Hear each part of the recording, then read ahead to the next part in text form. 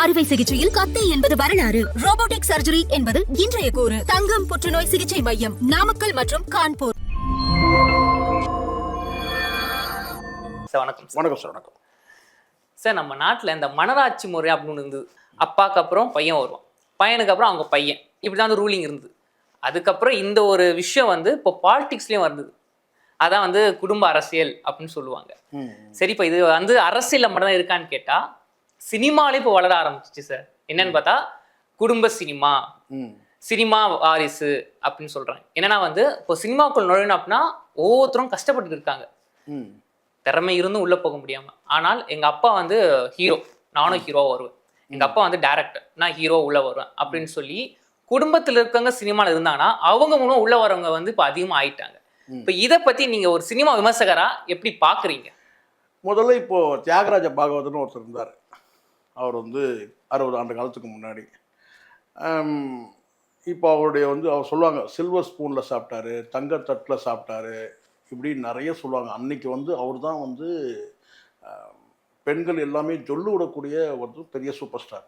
எல்லா பெண்களும் ultra super star. அந்த அளவுக்கு பெண்கள் எல்லாம் பார்க்குற பெண்கள்லாம் அவர் பாட ஆரம்பித்தார்னா அந்த அளவுக்கு சொல்லு விடக்கூடிய அளவுக்கு ரசிகர்கள். அவருக்கு நடிக்க ஆரம்பித்த காலத்தில் பார்த்தீங்கன்னா நடிகைகள் நடிக்கவே வரல. ஏன் சார்? ஏன்னா இல்லை மோசமான அந்த காலகட்டத்தில் கேட்டால் சினிமாவில் நடிக்கிறதுக்கு பெண்கள் வரமாட்டாங்க, ஆண்களே பெண்கள் வேடம் போடுவாங்க. அப்படி தான் தியாகராஜ பாகவதர் காலத்துலேயும் அப்படி தான் அவர் நடித்த காலத்தில் மேடை நாடகமாக இருந்தால் கூட பார்த்தீங்கன்னா நடிக்கிறதுக்கு பெண்கள் வரமாட்டாங்க, ஆண்களே பெண்கள் வேடம் போடுவாங்க. அந்த மாதிரி சூஸ் பண்ணுவாங்க. அவர் ஒரு கட்டத்துக்கு பிறகு சூப்பர் ஸ்டார் ஆகிடுறாரு. அப்போ தான் நடிக்கிறதுக்கு சில பேர் வராங்க. சில குறிப்பிட்டு சொல்லக்கூடிய சில கதாநாயகிகள், அன்றைய கால குஷ்பு, அன்றைய கால நயன்தாராக்கள்லாம் வந்தாங்க. அதுக்கப்புறம் அவரோட ஜோடி போட்டு நடித்ததெல்லாம் குறிப்பிட்ட நடிகைகளே பெரும்பாலும் நடிச்சிருக்காங்க. இப்போ நமக்கு பிரச்சனை அது கிடையாது. அவர் ஒரு உங்களுக்கு தெரியும் ஒரு கொலை வழக்கில் சம்மந்தப்பட்டு, லட்சுமிகாந்தன் கொலை வழக்குன்றதில் சம்மந்தப்பட்டு ஒரு பத்திரிகையாளரை கொலை பண்ணி, எப்படின்னா லட்சுமிகாந்தன்றவர் அந்த காலத்தில் இப்போ எப்படி இப்போ நாமெல்லாம் இருக்கிறோம் இல்லையா, அந்த மாதிரி இப்போ பத்திரிகை பேசணும், விமர்சனம். அதாவது இன்றைக்கி வெளிப்படையாக டிஜிட்டல் மீடியா விமர்சனம் பண்ணுறோம். அன்றைக்கி அவர் எழுதுகிறவர் அவர் லட்சுமிகாந்தன். அவர் எழுதி இவங்களுடைய அந்தரங்க வாழ்க்கையெல்லாம் அவர் எழுதினார். எழுதும் போது நான் கேட்டேன்னா அது அவங்களுக்கு கோபம் அவரும் அந்த கொலை வழக்கில் தியாகராஜ பாகவதரும் இவர் என்எஸ் கிருஷ்ணன் சம்மந்தப்பட்டு அதுக்கப்புறம் ஜெயிலுக்கு போயிட்டு வந்தாங்க. 4 வருஷம் கழிச்சு ரிட்டர்ன் வந்துட்டாங்க. அதுக்கு பிறகு வழக்கெல்லாம் முடிஞ்சு அதுக்கப்புறம் பெரிய ஸ்டார் ஆகலை. அதுக்கப்புறம் கஷ்டப்பட்டு வறுமையில் வாடி 2 பேருமே இறந்து போயிட்டாங்க. இப்போ நம்ம கேட்குறது என்னென்னா அவங்களுடைய வாரிசு. தியாகராஜ பாகவதற்கு எப்படியும் குடும்பம் இருக்குல்ல, பிள்ளைகளோடு இருந்திருக்கிறாரு. என்ன பொண்டாட்டி பிள்ளைகள், அதுவும் உங்களுக்கு தெரியும்னு நினைக்கிறேன். என்எஸ் கிருஷ்ணனுக்குலாம் 2 மனைவிகள், டிஎம் மதுரம் சொல்லுவாங்க. அவருடைய தங்கையும் கல்யாணம் பண்ணிருந்தார். அவருடைய வாரிசுகள்லாம் இருக்கிறாங்க. அவங்கெல்லாம் எங்கே போனாங்க? தேடினாலும் கிடைக்க மாட்டாங்க. ரொம்ப வருஷம் 100 வருஷம்லாம் ஆகலை. இத்தனைக்கும் 60-70 வருஷம் தான். 70 வருஷம் இருக்கலாம் வேணாம் சொல்லப்போனால், கரெக்டாக சொல்லப்போனால் ஒரு 70 வருஷம். அவங்க எங்கே போனாங்க? 70 வருஷத்தில் எந்த தலைமுறையுமே இல்லை. அடுத்த தலைமுறை இன்னொரு 3ஆவது தலைமுறை இருக்கணும் சார். எந்த தலைமுறை எங்கே இருக்கிறாங்கன்னு அடையாளமே இல்லை. சினிமான்றது ஒரு மாய உலகம். சரி, அதில் இன்றைக்கி பார்த்தீங்கன்னா இருக்கக்கூடிய, இப்போ நான் கேட்குறேன் ரஜினியாக இருக்கட்டும், கமலாக இருக்கட்டும், அல்லது அதுக்கு பிறகு விஜயா இருக்கட்டும், இவர் விஜய் சேதுபதி மகன் சூர்யா. இருங்க, ஏன் அதுக்குள்ளே அங்கே போகிறீங்க? உங்கள் நோக்கம் தெரிஞ்சிச்சு எனக்கு. அதுக்கு பிறகு அஜித்தாக இருக்கட்டும், தனுஷாக இருக்கட்டும், இப்படி சினிமாவில் பலரும் வந்துட்டுருக்குறாங்க. இவங்கெல்லாம் நான் கேட்குறேன், ரஜினி யாருடைய வாரிசு? நீங்களே சொல்லுங்கள். இல்லை, நடிகரா? கமலுடைய அப்பா நடிகரா? நான் கேட்குறேன். இல்லை, நீங்கள் சொன்ன இப்போ இந்த தனுஷோட பார்த்தீங்கன்னா அப்பா சினிமாவில் இருந்திருக்கலாம், நடிகர் கிடையாது. கஸ்தூரிராஜன் ஒரு இயக்குனராக இருந்திருக்கலாம். சரிங்களா? நம்ம அவர்கிட்ட போக முடியாது, அதுவே சிம்பு கிட்ட கூட போக முடியாது. அவங்க அப்பா டேரக்டர். இப்போ நான் விஜய் சேதுபதி நீங்கள் எடுத்துங்க, நீங்கள் அங்கே தான் வந்தீங்க. விஜய் சேதுபதி அவங்க அப்பா நடிகரா? இல்லை சார், கிடையாது. சேரன் அவங்க அப்பா இயக்குனர். சேரன் அவங்க அப்பா ஒரு இயக்குனரா? இல்லை சார். அப்போ நான் கேட்குறேன், சமுத்திரக்கனி அவங்க அப்பா நடிகரா, இயக்குனரா? இல்லை சார், அவங்களாம் அடிமட்டத்திலேருந்து வந்தவங்க. அவங்கெல்லாம் இப்போ மிஷ்கின் இருக்கிறாரு. மிஷ்கின் மிக சிறந்த இயக்குனர். சரிங்களா? அவரை மாதிரி சிந்திக்கிறதுக்கெலாம் ஆள் ரொம்ப பஞ்சம், பற்றாக்குறை. வித்தியாசமாக சிந்திக்கிறவங்க மிஷ்கின். அவங்க அப்பா இயக்குனரா? இல்லை சார், நடிகரா? ஸோ இதெல்லாம் புரிஞ்சுக்கணும். முதல்ல கேட்டால் இந்த மாதிரி தனக்கு கிடைச்சது வந்து பார்த்தீங்கன்னா அப்படியே பிள்ளைக்கு கிடைக்கணும்னு சொல்லிட்டு பல பேர் மண்ணக்க வந்து பார்த்துருக்கோம். பாரதி ராஜா அவங்க அப்பா வந்து இயக்குனர் கிடையாது. ஆனால் பாரதி ராஜா வந்து மனோஜை எப்படியாவது ஒரு நடிகராக உருவாக்கணும்னு பிளான் பண்ணார். அது முடியாமல் போச்சு. புரியுங்களா சொல்கிறது? அது மாதிரி பல பேர் வந்து இயக்குனர்கள்லாம் வந்து எப்படியாவது தன்னுடைய மகனை வந்து ஒரு நடிகனாக்கணும் அது என்னோட கேள்வி அதுதான் அப்படின்னு சொல்லிட்டு இப்போ நீங்கள் என்ன கேட்க போறீங்கன்னு எனக்கு தெரிஞ்சிச்சு. எஸ்எஸ்சி மட்டும் எப்படி முடிஞ்சுன்னு எஸ்எஸ்சி வந்து மாமாவெல்லாம் பார்த்தாரு. என்ன சார் இப்படி சொல்லிட்டீங்க சார்? அதெல்லாம் பண்ணி தான் சார் வந்து மாமா வேலை மட்டும் பார்க்கல. பல தகுதி தத்தங்கள்லாம் பண்ணி பல பேரை காலி பண்ணதில் அவருக்கு ஒரு பங்கு இருக்கு. யாருக்கு? பெரும் பங்கு அவருக்கு தான். யாருக்கு? எஸ்எஸ்சிக்கு தான். இன்னைக்கு இப்போ இந்த ஸ்ரீகாந்த் போயிட்டு சிக்கிக்கிட்டு இருக்கிறாருல. ஆமாம் சார். ஸ்ரீகாந்த் போய் சிக்கிக்கிட்டு இருக்கிறாரு. உங்களுக்கு பேரை சொன்னால் உங்களுக்கு போட மாட்டீங்க. நீங்கள் நான் சொல்லிடுறேன், நீங்கள் போட்டுங்க அப்படியே போட்டுங்க. ஒருத்தர் வந்து பேசுகிறாரு, மெயின் ஸ்ட்ரீம் மீடியா உட்காந்து பேசுகிறாரு. என்ன பேசுகிறாருன்னு கேட்டிங்கன்னா, ஸ்ரீகாந்த் வந்து ஒரு ஆச்சாரமான குடும்பத்தை சார்ந்தவர், சரி, இஸ்லாமியர். அவர் சொல்கிறாரு, ஒரு வார்த்தை சொல்கிறாரு, ஸ்ரீகாந்த் வந்து ஆச்சாரமான குடும்பத்தை சார்ந்தவர். அதையும் வந்து எதிர்க்க உட்காந்துருக்க இந்த கார்த்திகை செல்வன் வந்து தலையாட்டி கேட்டுக்கிறாரு. ஆச்சாரம்னா என்ன? ஆச்சாரம்னா என்ன? நீங்கள் நேரடியாக கூட நீங்கள் பிராமின்னு சொல்லிட்டு போங்க சார், பிரச்சனை கிடையாது. ஆச்சாரம்னா என்ன அர்த்தம்ன்ற? ஆச்சாரமான குடும்பத்தை சார்ந்தவர்னா ஆச்சாரம்னா என்ன பொருள்னா நீங்கள் ஒன்றா கூகுளில் போய் பார்த்துங்க. சுத்தமானவர் இல்லை வந்து ஒரு ஒரு இனம் குறித்து பேசுறது, ஒரு சமுதாயத்தை குறித்து பேசுறது, சமூகத்தை குறித்து பேசுறதுன்னு சொல்லப்படுது. நீங்கள் நேரடியாக சொல்லிட்டு போங்க. ஆச்சாரம்னா என்ன? அப்போ மற்றவர்கள்லாம் வந்து காச்சாரமா? நீங்களே சொல்லுங்கள். இங்கே உண்ணக்கூடிய உணவை வச்சு ஒருத்தனை தாழ்ந்தவன் உயர்ந்தவன் சொல்ல முடியாது. அவர் நீங்கள் நேரடியாக கூட நீங்கள் சொல்லிட்டு போங்க. அப்போ அவன் வந்து போதைப் பொருள் எடுக்கக்கூடாதுன்னு என்ன இருக்கான்னா? பிராமினா பிறந்துட்டா போதைப் பொருள் எடுக்கக்கூடாதுன்னு என்ன இருக்கா? அப்படி ஒன்றும் கிடையாது. இல்லை வந்து பார்த்தீங்கன்னா வந்து ஆச்சாரமான குடும்பத்தை சார்ந்தவர், அதனால் அவர் வந்து அவர் போதைப் பொருள் எடுத்துட்டாரு, அதனால கொஞ்சம் ரிலாக்ஸேஷன் கொடுங்கன்னு கேட்க முடியுமா? எல்லாரும் சட்டம் ஒன்று தானே. அங்கே உட்காந்துட்டு வந்து அவர் வந்து ஒரு ஆச்சாரமான குடும்பத்தை சார்ந்தவர், அவர் இப்படி பண்ணிட்டாரு, யாருமே எதிர்பார்க்கவே இல்லை. அப்போ மற்றவர்கள்லாம் வந்து காச்சாரமான குடும்பம் தான், அவங்கெல்லாம் போதைப் பொருள் எடுக்கலாங்க. ஆனால் இவங்க வந்து எடுக்கக்கூடாதுங்க. இங்கே குற்றம் அது சொல்லுவாங்க, சுற்றம் பார்க்கின் குற்றம் இல்லைங்க. இங்கே சுற்றம் பார்க்கின் குற்றம் உண்டு. எப்படி? அப்படியே உல்டாவாயிடுச்சு. சுற்றம் பார்க்கின் குற்றம் உண்டு. எல்லா இடத்துலையும் குற்றம் இருக்கு. ஸோ அதனால் நான் என்னுடைய பார்வையில் நான் சொல்கிறேன், இங்கே வந்து எஸ்எஸ்சியை பொறுத்த வரைக்கும் எப்படி கிரியேட் பண்ணாங்கன்றதுக்காக எதுக்காக இதை உதாரணம் சொன்னேன்னா, இந்த பிஸ்மி மேட்டர் சொன்னால், அதே மாதிரி அங்கே வந்து இன்னொரு அந்தப்புறம் அந்தனன் ஒருத்தர், இவர் பீலா பிஸ்மி, அவர் அந்தப்புறம் அந்தன், நான் தான் டைட்டில் வச்சேன் உங்களுக்கு. அவர் என்ன சொல்கிறாருன்னா, இப்படிப்பட்ட ஒரு குடும்பத்தில் பிறந்து இப்படி ஆயிட்டார் இவருன்னு சொல்லிட்டு. உண்மையிலேயே வந்து இவருடைய வீழ்ச்சி எங்கே ஆரம்பிக்குதுன்னா, யார்? நம்ம ஸ்ரீகாந்தோட வீழ்ச்சி எங்கே ஆரம்பிக்குது? நீங்கள் கேட்ட கேள்விக்கு முதல்ல ஒரு பதில் சொல்லிடுறேன். சொல்லுங்க. எந்த இடத்துலையும் ஸ்ரீகாந்தோட அவங்க அப்பாவோ, அவங்க மாமாவோ, அவங்க சித்தப்பாவோ, பெரியப்பாவோ இங்கே வந்து நான் வந்து வாரிசு நடிகர் கிடையாது. இவர் வாரிசு நடிகரே கிடையாது. முழுக்க முழுக்க சுயம்புவாக தன்னை வந்து செதுக்கிக்கிட்டு நான் வந்தவர் ஒரு மனிதர். எத்தனையோ பேர் அந்த மாதிரி சினிமாவில் இருக்கிறாங்க. அப்படி வந்தவர் தான். எப்படி விஜய் சேதுபதி இன்னைக்கு வந்தாரோ அதே மாதிரி வந்தவர் தான் ஸ்ரீகாந்த் அவர்களும். அவரை சுற்றி ஒரு வட்டம் வருது. அந்த வட்டத்தில் முக்கியமான நபராக இருந்தது, அவர் வளர்ச்சியான காலகட்டங்களில் இருந்தது யார் கேட்டால் இந்த அந்தணன். இந்த அந்தணன் வந்து உங்களுக்கு நல்லா தெரியும், யாருக்கு இப்போ விசுவாசியாக இருக்கிறாருன்னு உங்களுக்கு தெரியும். விஜய்க்கு விசுவாசியாக இருந்தால் கோல்டு காயின் வாங்கணும்னு சொல்லிட்டு புகழ்பெற்ற பேரும் அவங்களுக்கு இருக்குது. இந்த அந்தப்புறம் அந்தணன் தான் கிழக்கு கடற்கரை சாலைன்னு ஒரு படம் வந்து எடுக்கிறாங்க. யாரை வச்சு? வரிசையாக ஒரு 12-13 படம் ஹிட் படம் கொடுக்குறாரு. ரோஜா கூட்டத்தில் வந்து யார்? ஸ்ரீகாந்த். கிழக்கு கடற்கரை சாலைன்னு ஒரு படத்தை எடுக்கிறாரு. அந்த படத்தை யார் தயாரிப்பாளர்னு கேட்டிங்கன்னா இந்த அந்தணன். சரி, இந்த அந்தணனுக்கு எப்படி பணம் வந்தது? சொந்த படத்தை வச்சு எடுத்தாரான்னு கிடையாது. பெரும் பகுதி எஸ்எஸ்சி கிட்ட இருந்து வந்த பணம். எதுக்கு எஸ்எஸ்சி வந்து பணம் கொடுத்து ஒரு படத்தை எடுத்து ஒரு ஃப்ளாப் படம் கொடுக்குறாருன்னு கேட்டிங்கன்னா, விஜய் தொடர்ச்சியாக வந்து ஹிட் படம் கொடுத்துட்டு வர்றாரு. அப்போ யாரெல்லாம் தோல்வி படம் கொடுக்குறாங்களோ அவங்கெல்லாம் காலின் பொருள். அப்படி வந்து ஒரு பெரும் தொகையை கொடுத்து வந்து அந்தப்புறம் அந்தணன் மூலமாக ஒரு படத்தை எடுத்து அந்த படம் ஃப்ளாப் ஆகுது. அதுக்கப்புறம் தொடர்ச்சியாக ஃப்ளாப். இந்த அந்தணன் வந்து அவருக்கு என்னவா செயல்பட்டாருன்னு கேட்டால் அவரே இப்போ சொல்கிறார், மேனேஜராக செயல்பட்டவர் தான். ஒரு கட்டத்தில் ஒரு கம்பேக் கொடுக்க போகிறாரு. வந்து சுந்தர்சி வந்து கதையை சொல்கிறார். யார்கிட்ட கதையை சொல்கிறாரு? ஸ்ரீகாந்த் கிட்ட சொல்லணும். ஆனால் அந்தப்புறம் அந்தணன் தான் கதையை கேட்குறாரு. ஏன்னா அவர் மேனேஜர். என்கிட்ட கதையை சொல்லிட்டு தான் அவர்கிட்ட போகணுன்னு ஒரு கண்டிஷன் இருக்கும்போது முழுக்க இவரை நம்பி, யாரை? அந்தணனை நம்பி பொறுப்பு ஒப்படைச்சாரு. அந்தணன் காலி பண்ணிட்டார். இதுதான் உண்மை. நீங்கள் எங்கே வேணாலும் சொல்லுங்கள், அதுக்கான எவிடன்ஸ் எல்லாம் இருக்குது. அவரே சொல்கிறார், யார் அந்தனே சொல்கிறார். இப்போனா எனக்கும் அவருக்கும் கருத்து வேற்றுமை வந்துச்சு. என்ன கருத்து வேற்றுமை சொல்லு கருத்து வேற்றுமை என்ன கருத்து வேற்றுமைனா ஒன்றும் கிடையாது. தான் இந்த படத்தை வந்து முழுக்க முழுக்க அவர் நம்பி விட்டதனுடைய விளைவு, கால் ஷீட்டுகளை நம்பி கொடுத்த விளைவு. பல கதாநாயகர்கள் வந்து இயக்குநர்கள் கதை சொல்லும் போது இந்த கதை வேணாம் அந்த கதை வேணாம் சொல்லிட்டு. ஏன்னா ஸ்ரீகாந்த் கிட்ட வேலை செஞ்சுட்டு இருக்கும் போதே இன்னொரு பக்கம் விஜய் கிட்ட வேலை செஞ்சுட்டு இருக்காரு. விஜயோட அவங்க அப்பா கிட்ட வேலை செஞ்சுருக்காரு. யாரு? இந்த அந்தனன். இது உண்மை. நான் சொல்றேன், யார் வேணா சினிமா விட்டாரு, நீங்கள் யார் வேணா கேட்டுங்க சார், நான் சேகர சொல்றது உண்மையா பொய்யான்னு. இப்படி எஸ்ஏசி வந்து பல பேரை காலி பண்ணிடுறான். அந்தப்புறம் அந்தனனை வச்சு வந்து ஸ்ரீகாந்தை காலி பண்ணாரு. இன்னொன்று அவன் சொல்கிறேன் வந்து பார்த்தீங்கன்னா, ஒரு படி மேலே சொல்கிறேன், பிடி செல்வகுமார் யார்? விஜயோட பிஆர்ஓவாக இருந்தவர் தான், மேனேஜராக இருந்தவர் தான். அவர் வந்து பார்த்தீங்கன்னா வந்து ஒரு தயாரிப்பாளராக போட்டு தான் அவங்க வந்து சில படங்கள் வந்து எடுத்திருக்கிறாரு. அந்த படத்தில் நடித்த நடிகர்லாம் காலியாக இருக்கிறாங்க, கதாநாயகர்கள். இதே எஸ்எஸ்சி வந்து நரேன்னு ஒரு நடிகர் வந்தார். மிஷ்கின் தான் செதுக்குனது நரேனை.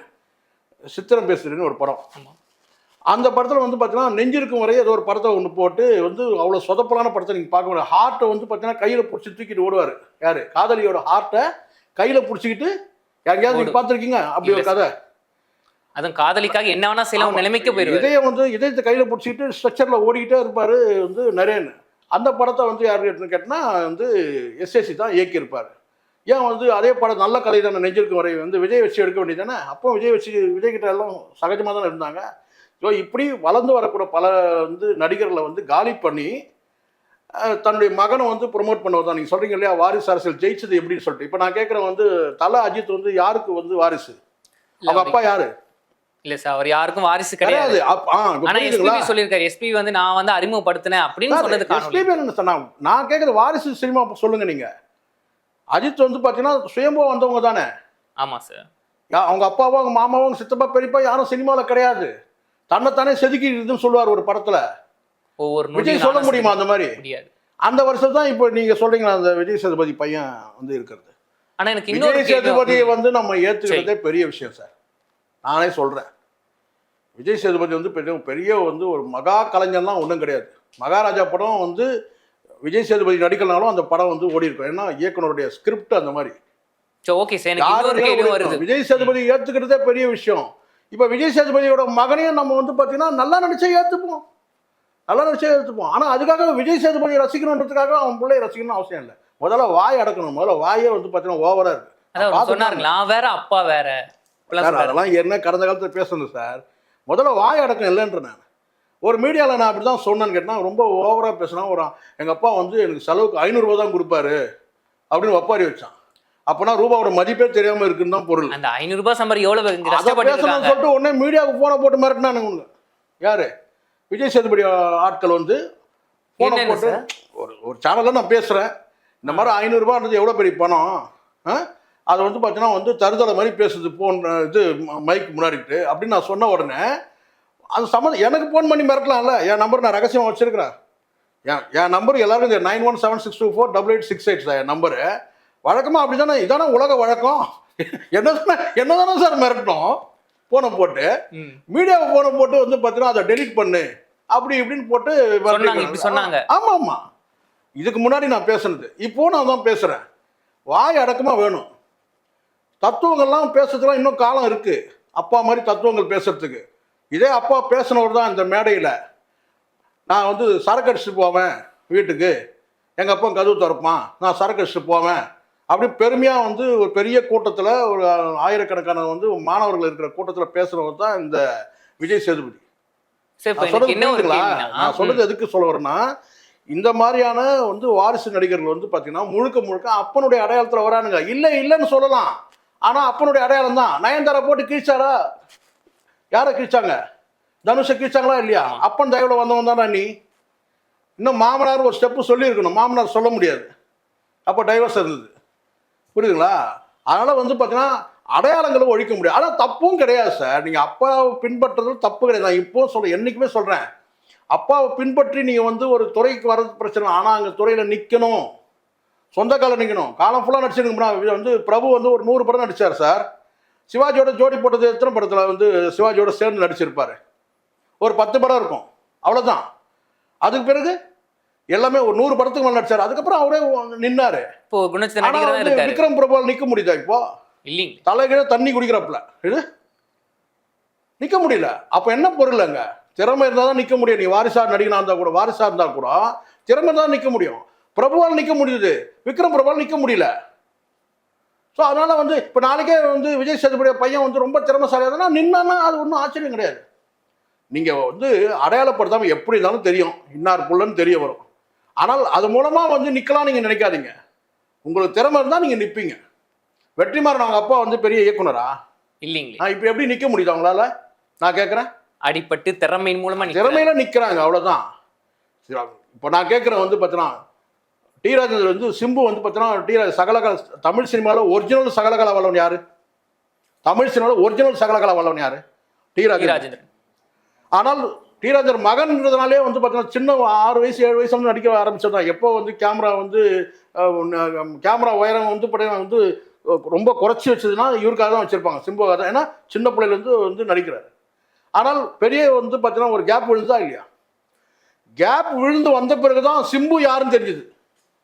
அதுக்கு முன்னாடி பார்த்தீங்கன்னா நீங்கள் சிலம்பரசனாக இருக்கும்போது தெரியல, சிம்பு அந்த இன்னைக்கு எஸ்டிஆர்னா டிஆருடைய மகன்றதுனாலாம் கிடையாது, அவருடைய தனித்திறமையை காட்டி இன்னைக்கு நிற்க முடியுது சிம்பு, அவ்வளோதான். இப்போ சிம்புவோட அப்பா தான் டி ராஜேந்திரன் அப்படின்னு சொல்ற அளவுக்கு இதுதான் மேட்ரு. முடிஞ்சுச்சா? இதுதான் வேணுமே தவிர வாரிசுன்றதுனாலாம் தூக்கி வச்செல்லாம் கொண்டாட மாட்டாங்க. பல பேர் தூக்கி போடுற. அதனால தான் நான் சொல்கிறேன், சில்வர் ஸ்பூனில் சாப்பிட்டவர், தங்கத்தட்டில் சாப்பிட்டவர் பிள்ளைகள் எங்கே இருக்கிறாங்க கண்டுபிடிச்சி சொல்லுங்க. சரிங்க சார். இப்போ இன்னும் அது மாதிரி எத்தனை வாரிசு நடிகர்கள் காணாம போயிட்டு எவ்வளவு பேர் இருக்காங்க? மேஜர் சுந்தரராஜனோட மகன் கௌதமும் வந்தாரு, அவர் எவ்வளவு நிக்க முடியல. பல நடிகர்கள் காணாம, பிள்ளைகள் காணாம. நாகேஷோட மகன் ஆணுபாவும் வந்தாரு, முடியல. அவங்க புகழோட வெளிச்சத்துல உச்சத்துல இருந்தவங்க எல்லாம் பார்த்தீங்கன்னா காணாம போயிட்டாங்க. திறமை இருந்தால் மட்டும்தான் தமிழ் சினிமா பக்கத்தில் வச்சுக்கும். அதுக்கப்புறம் தூக்கி போட்டோம். இப்போ நான் கேட்குறேன் ஒன்று கேட்டினா, பழைய நடிகர் நீங்கள் எடுத்துங்க, லிஸ்ட் அவுட் போடுங்க. சந்திரபாபு, சுருளிராஜன் காமெடியில் எடுத்துங்க, சந்திரபாபு, கே தங்கவேலு, இவங்கெல்லாம் ரொம்ப எத்திக்ஸ். இப்போ கே தங்கவேலுலாம் ரொம்ப எத்திக்ஸை மெயின்டைன் பண்ணுவார் சார். அதாவது சினிமாவில் நான் அபசகனமாக வார்த்தை பேச மாட்டேன், கெட்ட வார்த்தை பேச மாட்டேன், இப்படி தான் நான் நடிப்பேன்னு சொல்லி கே தங்கவேல்லாம் அவங்களுக்குன்னு ஒரு ரூட்டை போட்டு நடித்தவங்க. சுத்தமாக வாழ்க்கை தனிப்பட்ட வாழ்க்கை சுத்தமாக வச்சுட்டு நம்பியார் பெரிய வில்லன் தான். இருக்கிறாங்களா அவங்க வாரிசு? நம்பியாருடைய வாரிசு யாருன்னா இருக்கிறாங்களா இப்போ சினிமாவில்? இருக்கிறாங்களா? இல்லை. அதுதான் நான் சொல்கிறேன். அந்த மாதிரி பல பேர் இங்கே திறமையில கோல வச்சுருவங்களும் பல பேர் வாரிசு இல்லாமே போயிட்டாங்க. வாரிசு என்பதனால் நான் பிரகாசிக்க முடியும் என்பதோ, வாரிசு இல்லைன்னா பிரகாசிக்க முடியாது என்பதோ கிடையாது சினிமாவில். சரி சார், ஒரு கடைசி கேள்வி. இப்போ இங்கே சினிமா வராங்களா சார்? இப்போ கவுண்டமணி அவர்கள் ஒரு வார்த்தை சொல்லியிருப்பாரு. என்னன்னு பார்த்தீங்கன்னா, இங்கே சினிமா பார்க்கங்களை விட, அதாவது மக்களை விட சினிமா நடிக்கிறவங்க தான் எண்ணிக்கை அதிகமாயிடுச்சு. அப்ப அந்த வாரிசு அரசியல், வாரிசு சினிமா அவங்களா வராங்களா, இல்ல இயக்குனர்களே அவங்க அப்பாவே இப்ப நான் நடிகனா இருக்கேன், என் இடத்த நீ தான் பிடிக்கும், நீ போய் நடி, நான் டைரக்டரா இருக்கேன், சில பேர் தள்ளுறாங்களா, அவங்களா வராங்களா? நம்ம இந்த இடத்த தவிர்க்க முடியாம நீங்க காமெடி நீங்க சொன்னதுனால நான் சொல்றேன். இப்போ கவுண்டமணியோட அவங்களுடைய 2 டாக்டர் இருக்காங்கன்னு நினைக்கிறேன். 2 பேருமே சினிமாவுக்கு வரலாமா? அவர் கொண்டு வரல. ஆனால் வேற துறையில் அவங்க பிரகாசிக்கிறாங்க. ஏதோ ஒரு நிறுவனத்தில் இங்கேயோ வேலை செய்கிறாங்க, அவங்க இருக்கிறாங்க. சின்னி ஜெயந்த் எடுத்துங்க, உச்சபட்சமாக அவருடைய பிள்ளைய கலெக்டர் ஆக்கிட்டாரு. ஆமாம் சார், இல்லையா? ஏன் சினிமா கொண்டு வர முடியாதா? சினிமா வாய்ப்பு கேட்க முடியாதா? இப்போ கூட தக் லைஃப்பில் கம்பேக் கொடுத்தாரு. தக் லைஃபே யாரை கட்டிட்டாங்கன்னா சின்னி ஜெயந்த் எந்த மூளைக்கு இல்லை சொல்லுங்கள். ஒரு கம்பேக் கொடுத்தாரு, ஆனால் தக் லைஃபே மூட்டை கட்டிட்டாங்க. அவரும் அந்த மூட்டையோட சேர்ந்து அவரும் போயிட்டார். ஆனால் அவருடைய மகனை பார்த்தீங்கன்னா கலெக்டர் ஆகிட்டார். அது எவ்வளோ பெரிய விஷயம். சினிமா ஒரு துறையில் இருக்கிறவங்க இன்னொரு துறையில் பார்த்தீங்கன்னா அவங்களை பிரகாசிக்க வைக்க முடியும். அதுக்கான வாய்ப்புகள் நிறைய இருக்குது. ஏன்னா பிரபலமானவர்ன்றதுனால ஒரு கல்லூரியில் போய் சீட்டு கேட்டால் கொடுப்பாங்க. பிரபலம் அங்கே பயன்படும். ஏன் ஃபீஸை கூட கொஞ்சம் குறைச்சிப்பாங்க, முடியும் அவங்களால. இப்போ விஜயகாந்தோடைய பிள்ளைகள் இருக்கிறாங்க. உண்மையிலேயே எனக்கு கண் கலங்கின அந்த படைத்தலைவன் போய் பார்க்கும்போது பார்த்தீங்கன்னா அந்த சண்டை காட்சியில் பார்த்தீங்கன்னா அப்படியே விஜயகாந்த் என் கண்ணில் அப்படியே நின்ட்டார் அந்த சண்டை காட்சியில். உண்மையிலே சொல்கிறேன், ரொம்ப நல்லா இருந்துச்சு. ஆனால் நடிக்க வைக்கவே இல்லை இயக்குனர். திறமை இருக்குது, ஆனால் இயக்குனர் நடிக்க வச்சாதான் நடிக்க முடியும். விஜயகாந்த் பிள்ளைன்றதுனாலே நம்ம படம் முழுக்க நல்லா இருக்கும் சொல்கிறோம். ஆனால் சண்டை காட்சியில் அப்படியே விஜயகாந்த் அப்படியே இருந்தார், நம்ம பார்த்தோம். உண்மையிலே உடம்பு சிலுத்துடுச்சு அப்படியே. ஆனால் மற்ற காட்சி நடிக்க வைக்கவே இல்லை. திறமை இருக்குது, நடிக்க வைக்கவே இல்லை. அப்போது அந்த வாய்ப்பும் திறமையும் கூடவே இன்னொன்று வரணும். என்ன சொல்லுங்க? லக்கு, அதிர்ஷ்டம். இது வந்தால் தான் நிற்க முடியும். ஒரு முறை வந்து அண்ணன் ராதாரவி வந்து அவர் வாயில சொன்ன வார்த்தை அது சொல்லலாமான்னு தெரியல. அது கேட்டாருன்னா கண்டிப்பா திட்டுவார். இதெல்லாம் போய் அங்கே போய் உட்காந்து சொல்லியிருக்கேன். சொல்லுங்க சார், நீங்க தைரியமான ஆளு. ரஜினியை சந்திக்க போனாராம். சரி, சூப்பர் சொன்னேன். வாங்க வாங்க வாங்கன்னு சொல்லி சொன்னாராம். அப்படி சொன்னபோது இவர் சொன்னாரான்னு கேட்டால் வந்து அதிர்ஷ்டத்தை வந்து திறமை வந்து சந்திக்க வந்தது ஏதோ ஒரு வார்த்தை சொன்னாராம். அதாவது கேட்டால் வந்து அதிர்ஷ்டத்தை வந்து திறமை வந்து சந்திக்க வந்திருக்கு அப்படின்னு. திறமைன்றது அவரை சொல்லின்னு இருக்கலாம் ஒரு வேலை. அது அதிர்ஷ்டத்தை தேடி வந்து திறமை தேடி வந்திருக்கு. அவங்க ரஜினிகாந்த் மீன் பண்றாங்க இருக்கலாம்ல கிட்டத்தட்ட அப்படி. ஏன்னா அதிர்ஷ்டம் வந்து ரஜினி கிட்ட இருக்கு, அதனால சூப்பர் ஸ்டார் ஆயிட்டாரு. திறமை இருக்கு, இவர் வந்து வில்லன் ஆயிட்டாரு. ஆனா அதுலயும் கூட வந்து பாத்தீங்கன்னா இப்ப நான் உங்கள்கிட்ட கேட்கிறேன், என்ன ராதாரவிக்கு எத்தனை வாரிசுகள் உங்களுக்கு தெரியும், எத்தனை மனைவினா நீங்க இன்னும் சீக்கிரம் சொல்றீங்க, இஷ்டத்துக்கு உங்களுக்கு கூட எண்ணிக்கை கூட சேர்த்துப்பீங்க நீங்க. ஆனால் 5 மனைவின்னு சொல்லப்படுறது சரிங்களா. அந்த 5 மனைவியில எத்தனை பேர் வாரிசு இருக்கிறாங்க. ஆனால் ஒரு ராதாரவி தான் நமக்கு வந்து ஒரு பெரிய அறியப்பட்ட நடிகராக மெகா வில்லனா, ஒரு பிரம்மாண்டமான ஒரு வில்லனா நமக்கு கிடைச்சாரு. மற்றவங்க எங்கே போனாங்க? இருக்கலாம் ராதாரவி, இவங்கள சொல்லுங்க, ராதிகாவை சொல்லுங்க, அவங்களும் வந்து நடிப்பில் வந்து. ஆனால் வேற நடிகை இல்லையா? ஏன் அந்த குடும்பத்தை நிரோஷா பெரிய நடிகை, ராதிகா மாதிரி ஏன் நிரோஷா வர முடியல? ராதாரவி மாதிரி ஏன் இன்னும் மற்ற பிள்ளைகள் வர முடியல? இப்போ புரிஞ்சிச்சுங்களா நீங்கள் கேட்ட கேள்விக்கு பதில்? திறமை அதிர்ஷ்டம். திறமை அதிர்ஷ்டம். அதிர்ஷ்டம் அண்ணனும் சூப்பர் ஸ்டார் ஆகிருப்பாரு, ஆனால் சூப்பர் வில்லன் ஆகிட்டாரு. புரியுதுங்களா? ஸோ இதுதான் சார் யதார்த்த நிலைன்றது. இதுதான் எம்ஆர் ராதா புள்ளன்றதுனாலேயே வந்து ராதாரவியை கொண்டாடல. அவர் திறமையும் அவங்க திறமையை காட்டினார். ஒரு அடையாளம் தான் சார், ஒரு விசிட்டிங் கார்டு இல்லையா சார்? ஒரு விசிட்டிங் கார்டு தான் பயன்படுத்த முடியும். நீங்கள் அப்பா இருக்கிறாருன்னா ஒரு விசிட்டிங் கார்டு, அவ்வளோதான். அப்போ யாருப்பா ராதாரவின்னா எம்ஆர் ராதா புள்ள, அவ்வளோதான். ஆனால் அங்கே சினிமாவில் நிற்கணும்னு சொன்னால் முழுக்க இதுதான் சரியான உதாரணமாக இருக்கும். எம்ஆர் ராதா குடும்பத்தை தான் நம்ம வந்து உதாரணமாக எடுத்துக்க முடியும். ராதிகா வர முடியுது, நிரோஷா வர முடியல, ராதாரவி வர முடியுது, அடுத்த நபர் யாருமே வர முடியலையே. எவ்வளோ பெரிய இத்தனையும் வந்து ஒரு பல்கலைக்கழகம் 5 மனைவி இருக்குது, 5 மனைவிக்கு வந்து வாரிசுகள் இருப்பாங்க. ஆனால் வந்து ராதாரவி மாதிரி வர முடியல, ராதிகா மாதிரி வர முடியல. இதுதான் அவங்க இங்கே திறமை தான் முக்கியம். வாரிசு என்பதால் மட்டுமே வந்து பார்த்தீங்கன்னா பிரகாசிக்க முடியாது சினிமாவில். தொடர்ந்து பேசுவோம். நன்றி சார். அறுவை சிகிச்சையில் கத்தை என்பது வரலாறு, ரோபோட்டிக் சர்ஜரி என்பது இன்றைய கூறு. தங்கம் புற்றுநோய் சிகிச்சை மையம், நாமக்கல் மற்றும் கான்பூர்.